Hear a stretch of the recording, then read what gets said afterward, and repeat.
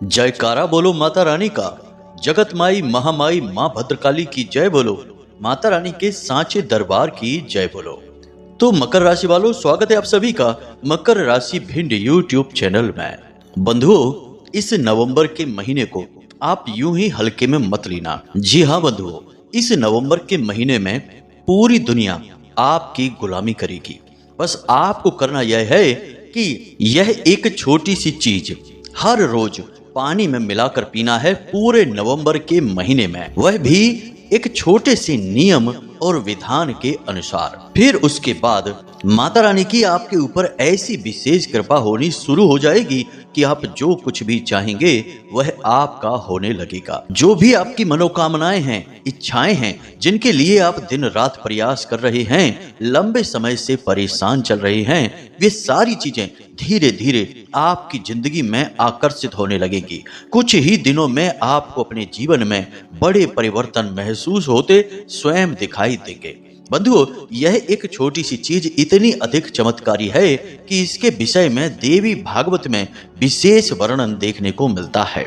यह एक चीज कोई साधारण चीज नहीं है, यह माता रानी का सीधा आशीर्वाद है। और जो भी इसके बारे में जान जाता है उसके ऊपर माता रानी की विशेष कृपा दृष्टि हमेशा बनी ही रहती है। फिर चाहे वह माता रानी की पूजा पाठ नियम से करे या ना करे, माता रानी की भक्ति में लीन रहे या ना रहे, बस इस एक छोटी सी चीज को जल में मिलाकर पीने से माता रानी उस जातक से हमेशा जीवन भर प्रसन्न बनी रहती हैं। ऐसा कहा जाता है कि इस चीज में माता रानी स्वयं जागृत रूप में निवास करती हैं और इस चीज के प्रयोग करने वाले की रक्षा और उसके जीवन का पालन का बीड़ा स्वयं माता रानी अपने कंधों पर उठा लेती हैं। यानी कि स्वयं माता रानी, माता भद्रकाली, माँ चामुंडा देवी आपका हाथ पकड़कर आपकी कामयाबी की ओर आपको लेकर जाएंगी। तो बस आपको अब इस एक चीज के विषय में पूरा ज्ञान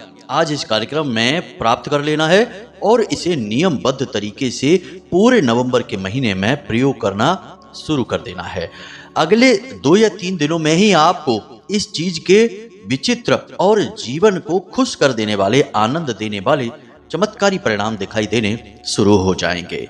तो चलिए बंधुओं, आज के इस विशेष ज्ञानवर्धक और चमत्कारी कार्यक्रम की शुरुआत करते हैं। लेकिन इससे पहले हम चाहेंगे कि आप माता रानी को आभार अवश्य व्यक्त करें। तो कमेंट बॉक्स में पूरे भक्ति भाव के साथ लिख डालिए, जय मां भद्रकाली कृपा करो, जय मां लक्ष्मी कृपा करो। माता रानी आपके ऊपर पूरी कृपा बनाएगी, हमें पूर्ण विश्वास है। इसी के साथ साथ बंधुओं, आपसे एक छोटा सा निवेदन और है कि इस कार्यक्रम को बनाने में हमने बहुत मेहनत की है।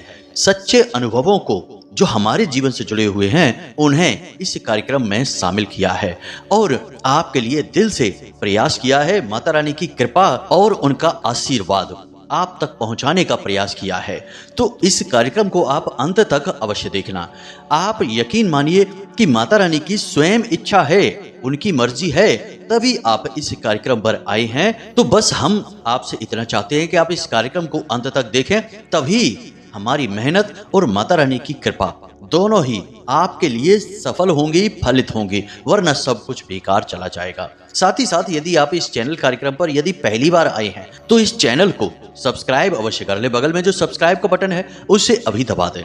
ऐसा करने से आप न केवल हमारे बल्कि माता रानी के दिव्य परिवार के सदस्य बनेंगे, माता रानी के दिव्य धाम से सीधे जुड़ जाएंगे। फिर माता रानी की सीधी कृपा और आशीर्वाद आपके पास अपने आप ही पहुंचना शुरू हो जाएगा, क्योंकि आप परिवार के सदस्य बन चुके हैं। तो चलिए बंधुओं, उम्मीद करते हैं कि आप हमारी भावनाओं को और बातों को समझ रहे हैं और सहमत भी हैं। अब कार्यक्रम में अंत तक अवश्य ठहरेंगे।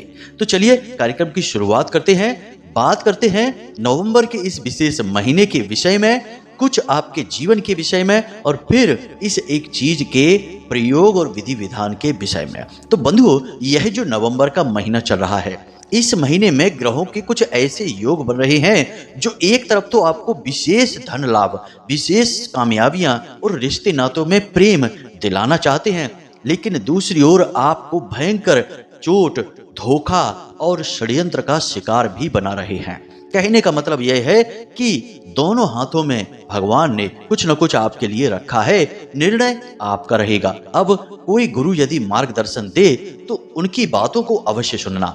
हम आपको जो बता रहे हैं इन बातों पर ध्यान अवश्य देना। और ये घटनाएं जो हम आपको बताने वाले हैं निश्चित ही इस नवंबर के महीने में आपके जीवन में घटित होनी शुरू होंगी, तब आपको हमारी याद आएगी। याद रखना बंधुओं कि हम जो बातें आपको बताने जा रहे हैं वे ना केवल ज्योतिषीय गणित और आकलन पर आधारित हैं, बल्कि माता रानी की दिव्य अनुभूतियों पर भी आधारित हैं। इसलिए हम आपको अब ऐसी विचित्र और आपके जीवन से जुड़ी गहरी बातें बताने जा रहे हैं जो कि शायद आपके अलावा कोई और नहीं जानता है। जी हाँ बंधुओं, यानी आपके दिल के गहरे राज हैं। तो अब ध्यान से सुनिए। सबसे पहली चीज तो यह है कि इस महीने में राहु और केतु दोनों का गोचर कुछ इस प्रकार से हो रहा है जो आपको 3 तरह से चोट पहुंचाएगा। पहली, आपके शरीर में किसी विशेष अंग में कुछ समय के लिए दर्द रहेगा, तेज दर्द रहेगा, या फिर ऐसा भी हो सकता है कि कोई दुर्घटना या चोट लगने की वजह से दर्द शुरू होगा, या कोई जीव जंतु डंक मारेगा या काट लेगा जिसकी वजह से दर्द होगा, या फिर कोई पुराना दर्द उठ जाएगा। अब यह दर्द ज्यादातर संभावना इस बात की है कि आपके शरीर के दाहिने हिस्से में होना शुरू हो जाएगा और यह लगभग इस पूरे महीने ही रहेगा। हो सकता है कि इस महीने की शुरुआत से पहले ही यह दर्द होना शुरू हो चुका हो और इस पूरे महीने यह दर्द रहेगा। यानी आपको अपने शरीर के किसी विशेष हिस्से पर लगातार दर्द सहन करना ही पड़ेगा। दूसरा यह कि आपके शरीर का तापमान भी इस महीने कुछ बढ़ा रहेगा, क्योंकि मंगल कर्क राशि में गोचर कर रहे हैं जो कि आपके शरीर में ताप बढ़ाने का कार्य करेंगे, चिड़चिड़ाहट पैदा करेंगे। अपने काम में मेहनत की वजह से, लगातार शारीरिक परिश्रम और मानसिक थकान की वजह से आपको पल पल पर गुस्सा दिलाने का कार्य करेंगे। इसी के साथ साथ बंधुओं हम आपको बता दें कि आपने अपने मन में कुछ नया कार्य करने के बारे में विचार बना रखा है।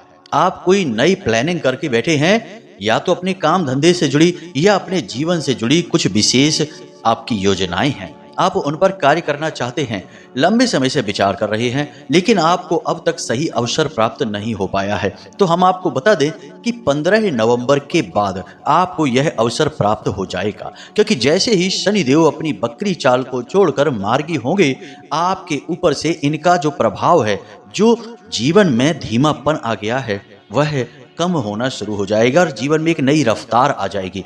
आपका दिमाग एक नई ऊर्जा से भर जाएगा, शरीर में भी एक नई ऊर्जा का एहसास रहेगा। तो फिर आप किसी भी कार्य को कर सकते हैं जिसके बारे में आप लंबे समय से विचार करके बैठे हैं।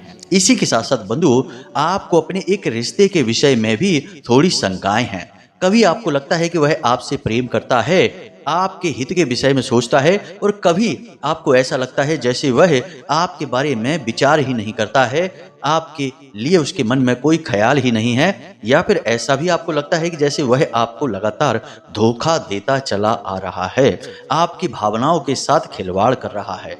तो इस महीने में आपका उस रिश्ते के प्रति जो शक का भाव है वह भी स्पष्ट हो जाएगा, यानी वह अपना असली रंग दिखाएगा। रिश्ता चाहे कोई भी हो, लेकिन इस महीने उसकी असलियत आपकी आंखों के सामने आएगी, वह भी 15 और 30 नवंबर के बीच में। जी हाँ बंधुओं, कुछ ऐसी घटनाक्रम होगी जिससे आपके मन में जो शंकाएं हैं कि यह आपसे सचमुच में प्रेम करता है या आपके साथ बस खेल खेल रहा है, ये सारी शंकाएं समाप्त हो जाएंगी। अब बंधुओं एक और खास बात कि आप किसी प्रकार के विवाद की स्थिति में पड़े हैं, कोई पेपर वर्क, सरकारी काम आपका अटका पड़ा है, तो उस काम में अभी ऐसा ही रहेगा, यानी कि वह काम रुका ही रहेगा, उसमें गति नहीं आएगी।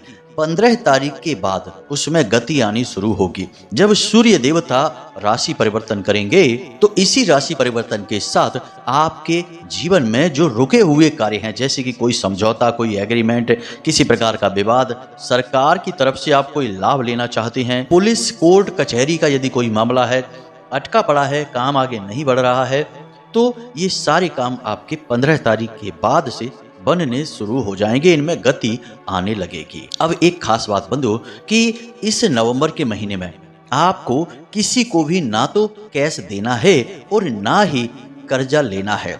कर्जा यदि आप लेना भी चाहते हैं तो अपने काम धंधे व्यापार से जुड़े काम के लिए ही कर्जा लें। अपने निजी जरूरतों के लिए कोई कर्जा आप ना लें, वरना आप अपने लिए मुसीबत मोल ले लेंगे। लेकिन 1 तारीख से 15 तारीख तक तो भूल कर भी आप कर्जा ना लें, वरना आप चुका नहीं पाएंगे। 1 तारीख के 15 तारीख के बाद यानी कि 16 तारीख से और 30 नवंबर तक आप कर्जा ले सकते हैं, फिर आप चुका पाएंगे। और ऐसा हम शनि देव की वजह से ही आपसे कह रहे हैं। अब राहु और केतु की बात कर लेते हैं। तो राहु आपको ऐसे लोगों से मिलवाएगा जो आपको नई नई स्कीम योजनाएं बताएंगे, जहां आप पैसा लगाएंगे और जल्दी से आपका पैसा डबल टिबल हो जाएगा और आप खूब सारा पैसा कमाएंगे, अमीर हो जाएंगे। यानी पैसे कमाने की अजीबोगरीब योजनाएं कोई ऐप के बारे में बताएंगे, या फिर कहीं कोई सट्टेबाजी या जुआ से जुड़ा हुआ कोई काम होगा। स्पष्ट नहीं होगा कि जुआ ही है, लेकिन है वह जुआ ही, सट्टेबाजी ही। तो ऐसी किसी योजना, कोई स्कीम, कोई इन्वेस्टमेंट, कोई शेयर मार्केट में कोई विशेष इन्वेस्टमेंट की योजना आपको बताई जाएगी 1 से 15 तारीख तक। इसमें आपको बिल्कुल भी निवेश नहीं करना है, पैसा नहीं लगाना है, वरना आपका पैसा निश्चित गारंटी के साथ डूबेगा और आपको बहुत अधिक मानसिक पीड़ाएं भी दिलवाएगा।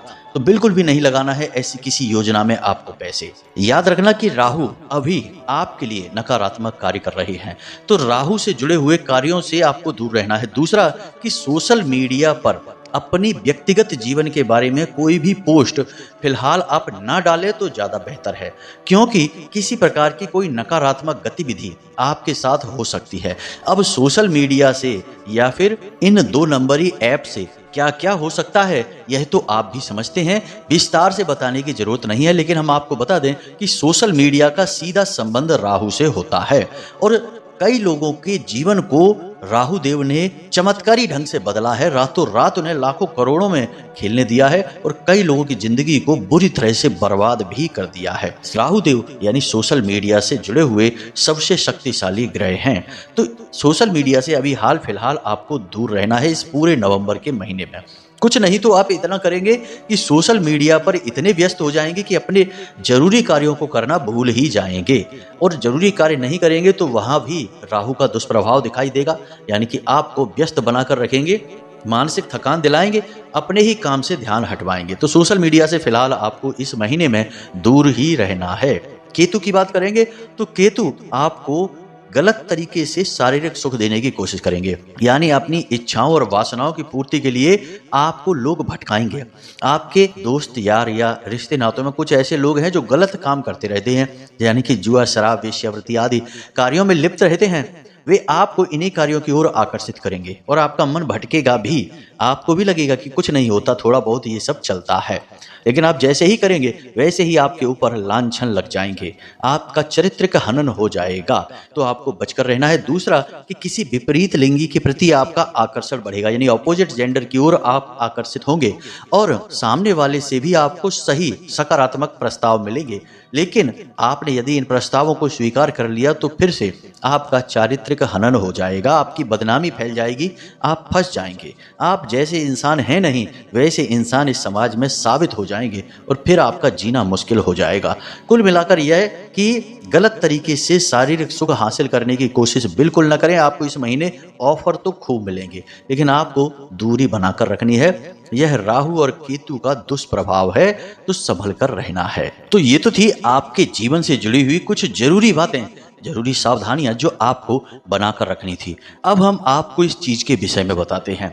साथ ही साथ कुछ और छोटे छोटे कार्य हैं जो आपको इस पूरे महीने करना है। सबसे पहले तो आपके घर में जो पानी पीने का बर्तन है, जहां से सभी लोग पानी पीते हैं, उसमें प्रतिदिन आप तुलसी की 2 या 3 पत्तियां डाल दिया करिए। यह बहुत ही आवश्यक है। साथ ही साथ उस पीने के जल में बिल्कुल थोड़ी सी 1 चुटकी से भी कम हल्दी भी डाल दिया करिए। यह भी बहुत आवश्यक है। इससे यह जो जल है यह बहुत ही पवित्र और शुद्ध हो जाता है। बताने की जरूरत नहीं है कि तुलसी के अंदर कौन से गुण होते हैं। साथ ही साथ हल्दी भी देवगुरु बृहस्पति की सूचक है और देवगुरु बृहस्पति अभी वृषभ राशि में वक्री चाल चल रहे हैं। तो ऐसे में उनके भी जो नकारात्मक परिणाम होंगे वे आपके ऊपर कम होने शुरू हो जाएंगे। याद रखना कि जो बृहस्पति हैं यानी कि गुरु हैं, वे घर परिवार में सुख और शांति के कारक हैं, साथ ही साथ सद्बुद्धि और ज्ञान के भी कारक हैं। धन संपत्ति और रुपए पैसे के आगमन के स्रोतों के कारक हैं, यानी जहां जहां से आप पैसे कमाते हैं वह गुरु ही है। तो अब ऐसे में गुरु के जो नकारात्मक प्रभाव होंगे वे आपको परेशान कर सकते हैं। और जब कोई ग्रह बकरी चाल चलता है तो उसके नकारात्मक प्रभाव भी प्रबल हो जाते हैं। बकरी चाल के दौरान ग्रह की जो शक्ति है वह कई गुना बढ़ जाती है, तो नकारात्मक शक्तियां भी बढ़ जाती हैं। तो ऐसे में आपको जो नकारात्मक दुष्परिणाम देखने को मिलेंगे, जो कि मिलने शुरू हो भी चुके हैं, कि आपके घर में थोड़ी सी क्लेश का माहौल रहने लगा है, अशांति रहने लगी है और एक अजीब सी मनहूसियत या शांति सी छाई रहती है जो अच्छी नहीं है, जो आपको अच्छी नहीं लगती है। साथ ही साथ आपको मानसिक बेचैनी लगातार बनी रहती है और आमदनी के स्रोतों में तेजी से गिरावट भी आई है। लगभग पिछले 15 से 20 दिनों में यह बहुत तेजी से हुआ है। जब से गुरु बकरी चाल चलने शुरू हुए हैं, तो आपको थोड़ी सी हल्दी पानी में मिलाकर पीनी है और हो सके तो आप जिस पानी से स्नान करते हैं उस पानी में भी थोड़ी सी हल्दी एक चुटकी से भी कम अवश्य मिला लें और थोड़ा सा नमक मिला लें। बस इतना सा उपाय आप करते रहें। इस पूरे नवंबर के महीने आपको गुरु की तरफ से जो तकलीफें आ रही हैं वे शांत हो जाएंगी और फिर से आपका काम चमक उठेगा, आपके जीवन में खुशियां आनी शुरू हो जाएंगी। इन कार्यों को आप करें और आपके जीवन में सकारात्मक परिणाम आप स्वयं आते हुए देखें। अब बात करते हैं इस एक चीज के विषय में जिस पर माता रानी की सीधी कृपा है, जिसे माता रानी का जागृत स्वरूप ही मानते हैं। तो अब ध्यान से सुने। सबसे पहले बात करते हैं रुद्राक्ष के विषय में। जी हाँ बंधुओं, आपने शायद नाम सुना है कि नहीं, एक रुद्राक्ष होता है जिसे गौरी शंकर रुद्राक्ष कहा जाता है। अब यदि आपके घर में गौरी शंकर रुद्राक्ष है तो आप एक काम कर सकते हैं कि आप एक मिट्टी का पात्र लेकर आए, एक छोटा सा घड़ा या छोटी सी मटकी मिट्टी के पात्र की लेकर आए, यानी मिट्टी का पात्र चाहिए।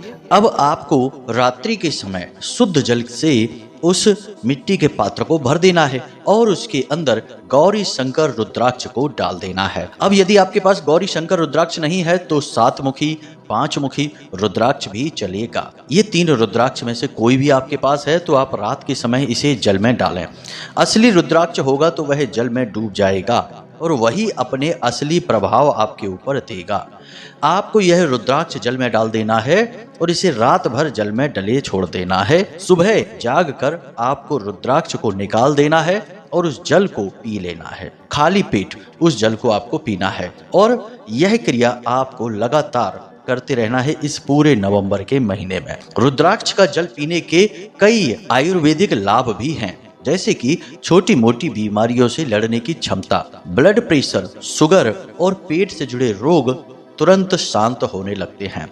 लेकिन इसके ज्योतिषीय गुण भी बहुत अधिक हैं। गौरी शंकर रुद्राक्ष में साक्षात भोले बाबा और माता पार्वती का स्वरूप विराजमान रहता है, इसीलिए इसका नाम गौरी शंकर रुद्राक्ष है।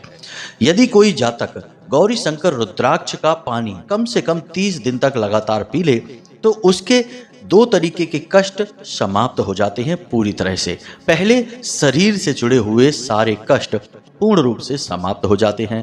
दूसरे कि उसके जीवन में जो रुकावटें हैं, अड़चने हैं, वे दूर हो जाती हैं और उसकी मनोकामनाएं पूर्ण होनी शुरू हो जाती है। गौरी शंकर रुद्राक्ष में स्वयं माता की शक्ति विराजमान होती है, तो आप इसे प्रयोग करें तो यह सर्वोत्तम होगा। अब कुछ लोग यह कहेंगे कि गुरुजी हमारे पास तो गौरी शंकर रुद्राक्ष है ही नहीं, तो हम क्या करें, क्या नया खरीद लाएं बाजार से? तो बाजार से नया खरीदने की जरूरत नहीं है, क्योंकि गौरी शंकर रुद्राक्ष बहुत कम ही बाजार में मिलता है। नकली भी कभी कभी हाथ लग जाते हैं और मिलेगा भी तो बहुत महंगा मिलेगा, तो आपको इसे खरीदने की जरूरत नहीं है। इसके बजाय आप कुछ और भी है चीजें जिन्हें प्रयोग कर सकते हैं, जिनके भी बिल्कुल इसी प्रकार के परिणाम आपको प्राप्त होंगे, लेकिन पानी आपको मिट्टी के पात्र में ही रखना पड़ेगा।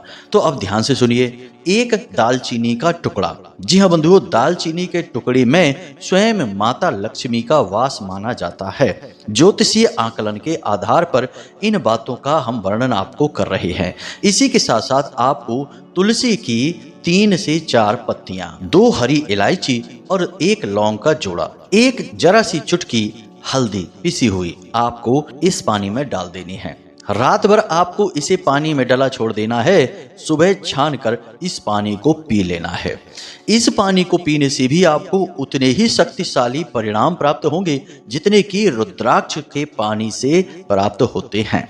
यह भी विधि बहुत अच्छी तरह से जीवन में कार्य करती है और हमने स्वयं इस विधि को अपने ऊपर आजमाया है। रुद्राक्ष के पानी को भी और इस विधि से तैयार किए गए पानी को भी।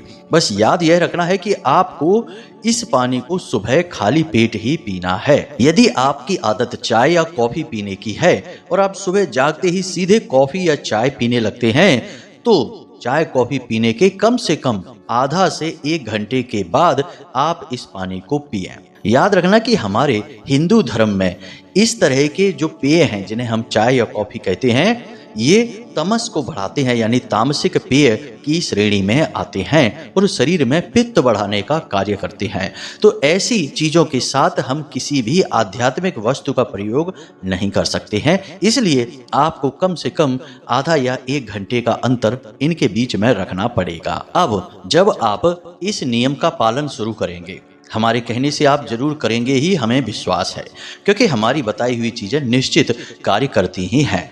तो यह तो भौतिक चीज हो गई जो हमने आपको बता दी। अब हम आपको कुछ मानसिक चीजों के विषय में भी बताएंगे। इनके बारे में भी जरा ध्यान से सुनना, तभी चीजों का सही असर होता है। तो ध्यान से सुनिए। आप जैसे ही इस पानी को पीना शुरू करेंगे, आपको अपने मन में यह विचार लाना है कि अब माता रानी की या आप जिसकी भी पूजा करते हैं, उन भगवान की आपके ऊपर पूर्ण कृपा हो चुकी है। अब आपके जीवन में सब कुछ अच्छा ही होने वाला है।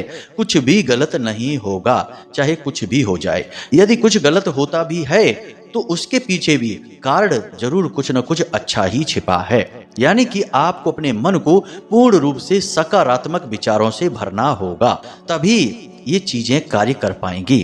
क्योंकि सकारात्मक विचार ही वह नींव बनेगी जिस पर कि आपकी जरूरतें, आपकी मनोकामनाएं पूर्ण होनी शुरू होंगी। यदि आप मन में नकारात्मक विचार रखे रहेंगे कि कुछ नहीं होता इन चीजों से, पता नहीं काम करेगी भी कि नहीं, तो फिर शायद कि ये चीज काम करे ही नहीं। क्योंकि जो ऊर्जाएं होती हैं वे जीवन में परिवर्तन तो लेकर आती हैं, लेकिन हमें उन ऊर्जाओं के कार्य करने के तरीके को समझना पड़ेगा। अब आप यदि अपने घर में बिजली लाना चाहते हैं तो आपको सही तरीके से तार वायरिंग बिछानी ही पड़ेगी।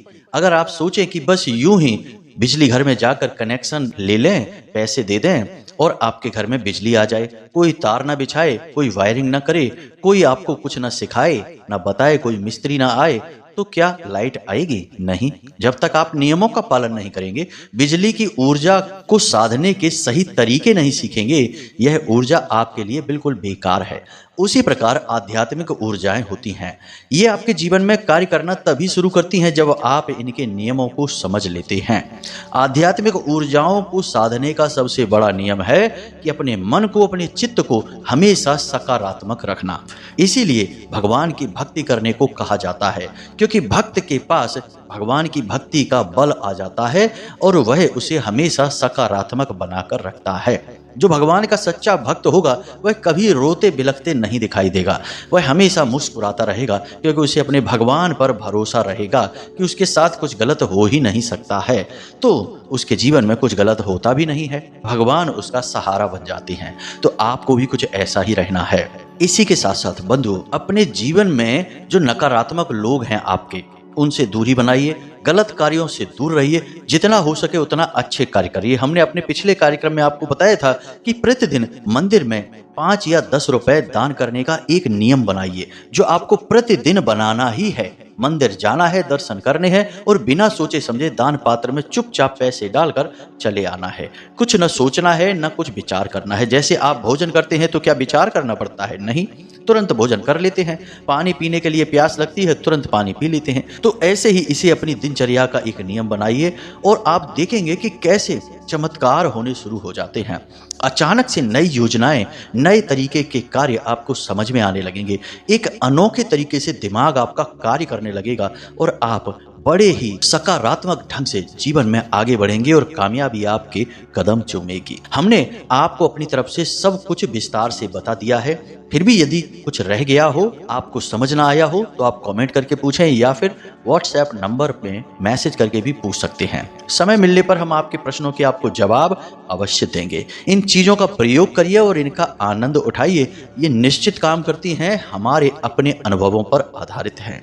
चलिए बंधु, आज के इस कार्यक्रम को यहीं समाप्त करते हैं। हंसते रहिए, मुस्कुराते रहिए, सकारात्मक रहिए और दिन में एक बार मंदिर अवश्य हो आइए, क्योंकि आपका उद्धार तो वहीं से होना है। तो प्रेम से बोलिए जय माई की, जय मां भद्रकाली। माता रानी आपका कल्याण करें। धन्यवाद।